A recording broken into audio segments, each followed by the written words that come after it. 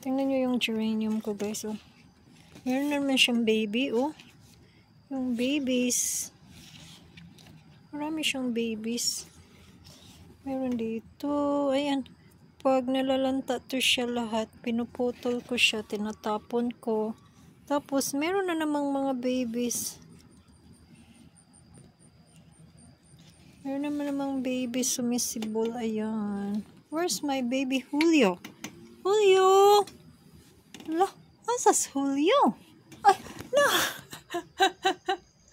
Yan talaga yung ano niya, yung favorite spot niya dyan. Dyan siya humihiga.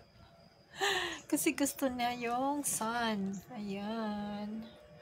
Kasi ano, yung sun nandun, oh. Sunrise. Ano na, ay, mag 8 o'clock, ah.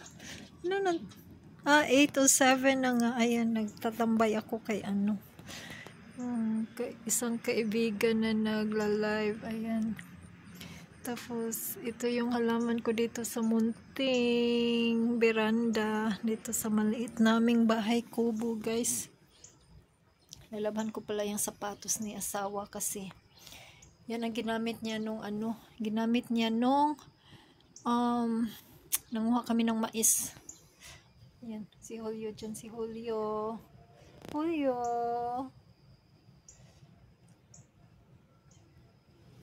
Tapos, pinakain ko siya dito. Hindi niya kinain lahat yung food niya. Tapos, ayan guys. Yun nga guys, nagagandahan ako dito sa halaman ko kasi mabango siya, mabango. Napakabango niya, yung geranium. So, next year, ito na pala yung itatanim ko. Marami ang itatanim ko ng ganito. Nabili ko to siya doon sa Home Depot. Ayan. Merong puti, merong pink. Ayan. Yun. Yun ang ano ko, yung ano, tips ko sa inyo guys. Magtanim kayo nito guys kasi laging namumulaklak ngayon. Tapos nagbi-baby siya. Tapos hindi siya kailangan na diligan mo siya palagi. Yung ano, for example, kung magbabakasyon kayo, pwede wala siyang ano, hindi siya madiligan. Hindi siya nalalanta. Ayan. Hindi tulad ng pitunya, yung yan guys. Yung pitunya guys, nalalanta siya. Kailangan niya ng dilig araw-araw. Ayan. Pero ito, gusto ko ito siya. Gusto kong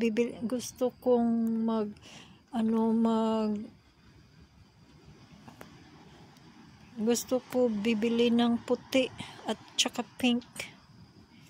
Ayan. Kaya pala yung ano, yung kapitbahay namin dito, ayun, pumunta na sila sa Germany kasi nagbakasyon sila. Ang dami, yun ang halaman niya sa ano, sa beranda niya. Tapos, laging nagbubulaklak, pulang-pula, araw-araw. Ayun. Yan, ang ganda niya. Yan. Ganda, guys. Ang bango pa niya, guys. Guys, thank you for watching, guys. That's all for today.